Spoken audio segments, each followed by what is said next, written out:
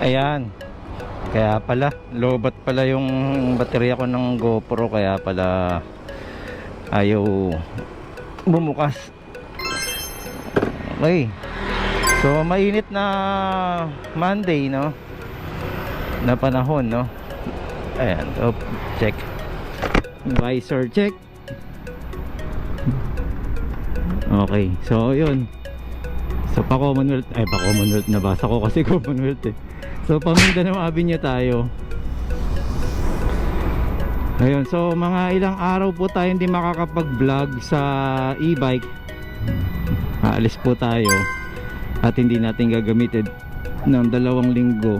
So paano nga ba pagka ganun hindi natin gagamitin ng e-bike? So meron tayong ano, 'di ba? Meron tayong zone off, no? Yung zone off na automatic or wifi na timer. Pwede kasi natin i-on off doon. So pwedeng naka-standby lang. Wow! Or pwede naman natin ibilin to na isasaksak lang ulit para lang magkaroon ng charge, no? Kasi iiwanan ko siya ng ano, ng full charge. Pero sa pagkatenga niya kasi kumukonsumo po 'yon dahil nagbabalance din yung battery. Pero pwede naman natin i-off 'yon. Pero hindi naman masyadong ano yan eh. Ganun magiging drain, no? So okay lang po 'yun. Pero maganda pa rin na umiikot kagad yung charging niya. So si MMDA naka e-bike, gamit ay nutshell. So okay lang naman siguro dahil e-bike pa rin naman yung gamit niya. At mas mababang specs siya, maliit din yung gulong niya, yung hub. Siguro mga 800 to 1,000 tong ano niya, hub niya. Hindi ko lang alam kung ano yung brand ng e-bike niya. Super nakalagay. Kasi pare-parehas nga po yan eh. Drum brake yung sa kanya.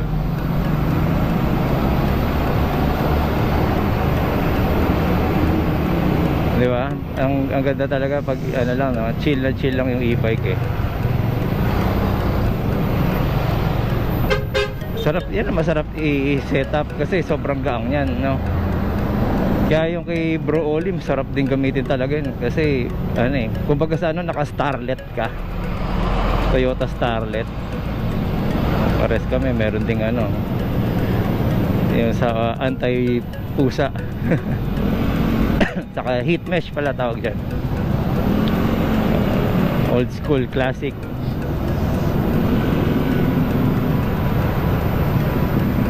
So yan, so ang maganda lang po talaga dapat wag niyong iwanan na walang charge, no? Kasi unti-unti ano yan, magbabawas yung battery kapag kahit hindi po siya ginagamit. Ang gulong nga po lumalambot kahit ano eh, kahit di mo siya gamitin, iniwanan mo siyang magandang hangin. Unti-unti po yan lumalambot pag di po nagagamit.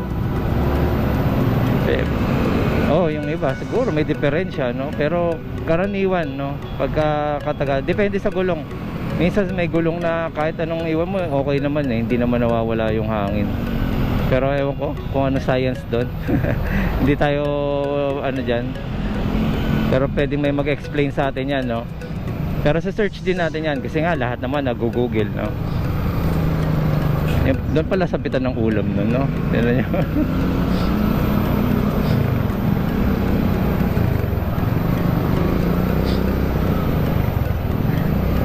Medyo traffic. Actually, ano po ngayon eh, wala nang pasok yung ibang eskwelahan. Bakit kaya traffic? Strike daw ngayon. Nabalitaan ko lang na strike daw ngayon. So ito po ay Road 20. Dito tayo habang sunod si MMDA.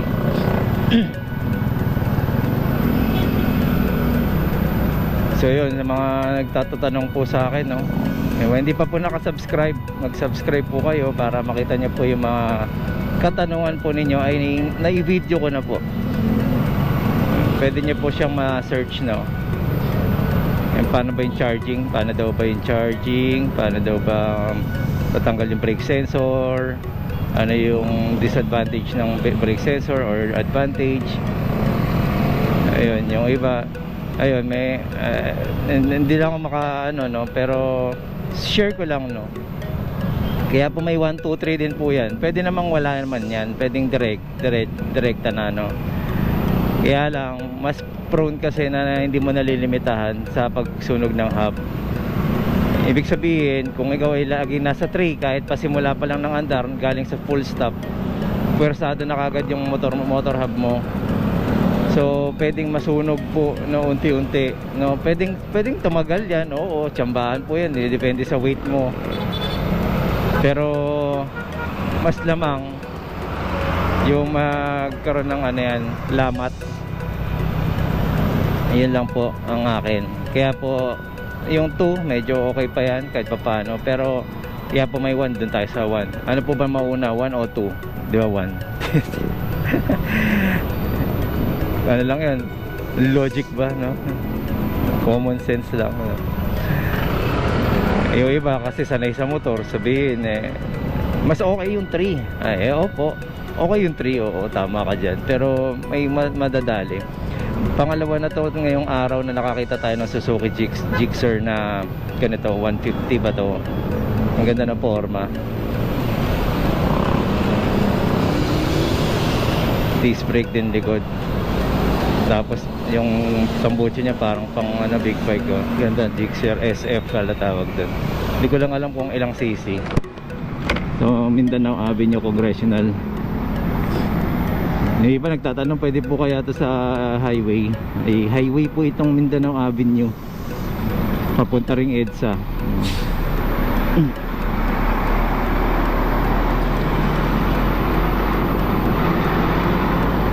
Ayan po ang Pure Gold Mindanao Avenue. Ayan, nakasulat Mindanao Avenue. So tabi pa tayo kasi meron mas mabilis sa atin sa likod, pero hindi siya maka-overtake, ang luwag-luwag na. Level 1 lang po tayo. Natanong nila kung naka-battery nagpalit na ako. Yes, so po 7230 amperes po ito. At ang controller natin ay EM100. So ang kailangan ko po ay battery para mas maging longer yung range niya.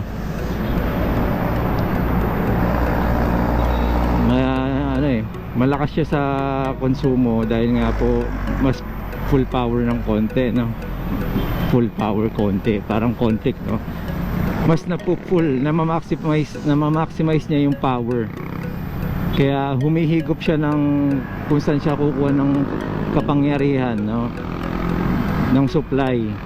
Kaya po si battery natin mas mabilis siyang malobat kapag lagi ka naka 3 din. So yun lang muna siguro ang ating sharing. Okay, so sige, saan ka pupunta? Cutin mo yan, cut, diba?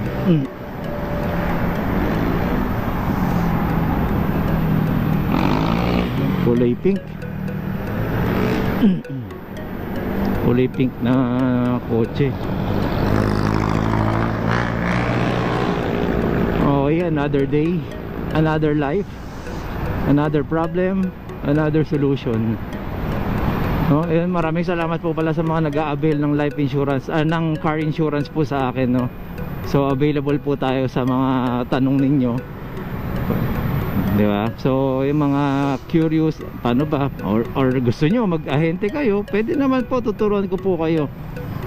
Punta lang po kayo sa EDSA, sa kung saan ako pumapasok.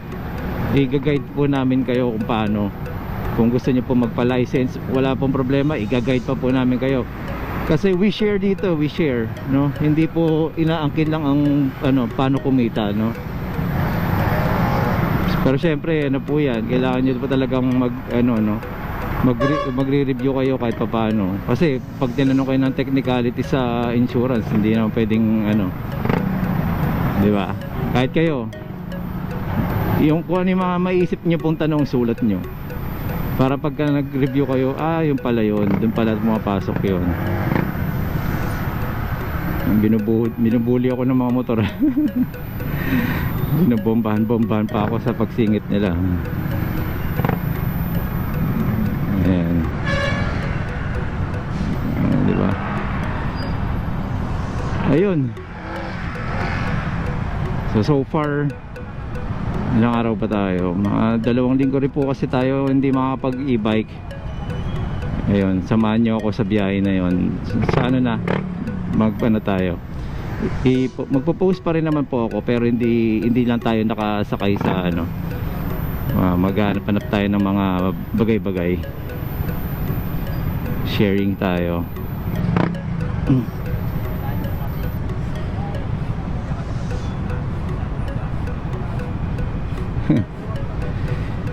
So yun.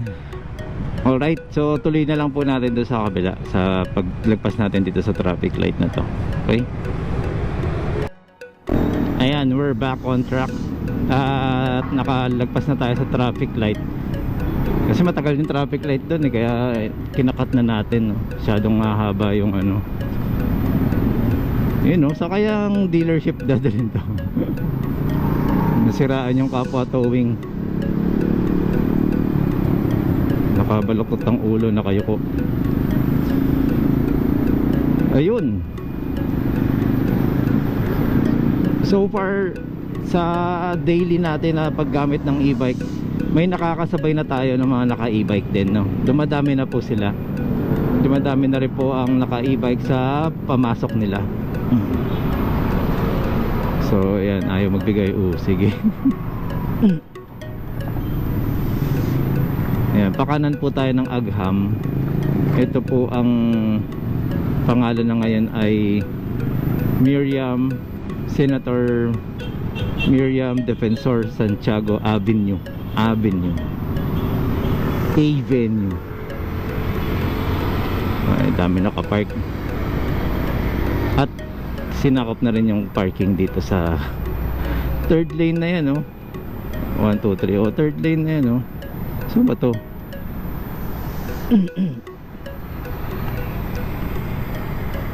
Bureau of Fire. Ay, yari tayo na ito. Ayun. So anyways, narga tayo. Ayan. Dati po kaming nakitulog dyan, no? Dyan sa area na yan.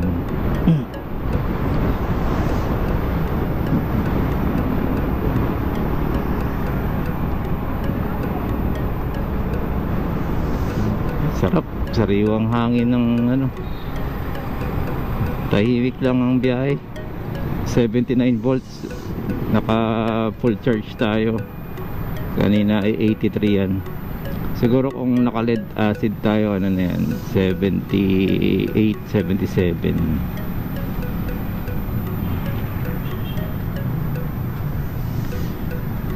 Ayan, papasok. Ang tunay na ABP, ang bombero ng Pilipinas, party list. Nasa tricycle, binasa lang natin.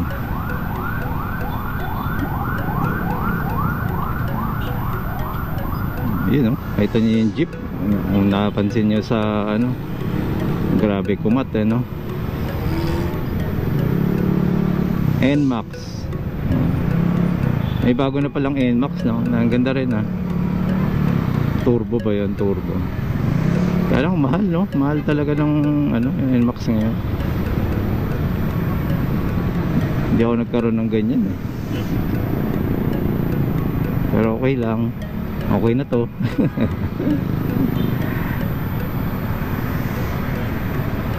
Basta nakakarating tayo sa destination natin. Kung bakit ba tayo kumuha ng ganito, service lang po talaga natin to, di ba?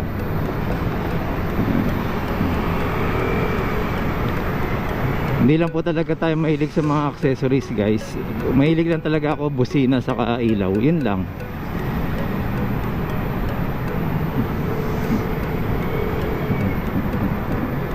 Balik kulay ang Metro 8, oh, ang MMDA. Those were the days, no? Metro 8 dati ang makikita mo sa mga ganyan. Alright. Gusto yung sumilip dito, pasilipin ko kayo. Ayun o. Kita nyo? Ganyan po ilalim. So yun, ito na, 28 seconds pa eh. Kaya baka matagal lang kayo, mailip kayo. Naka JN t-shirt si ate. Eh, yung mga napanood ko lang, dami sunod-sunod kasi yung napapanood yung mga nagbubuk po ng angkas dyan, ng Grab, na motor.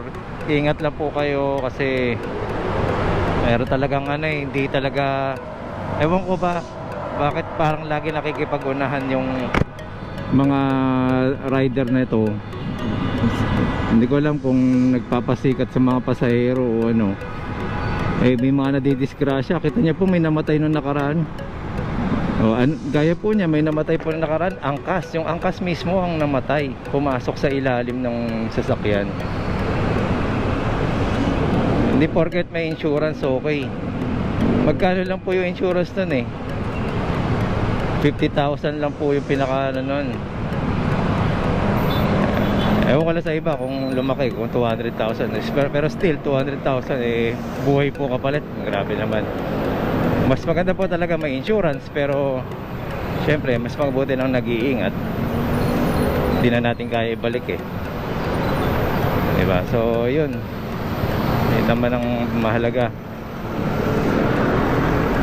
Kaya hindi po ako makapag-book ng mga ganyan Alright, so wala naman na tayong may dadagdag sa ating for today's video. At magpapasalamat lang po ulit tayo sa mga patuloy na sumusuporta.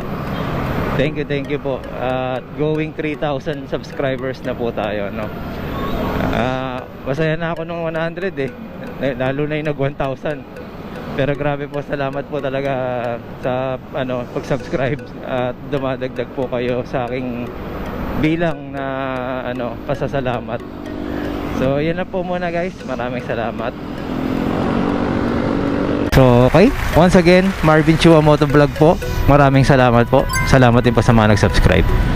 Subscribe, okay. Bulol pa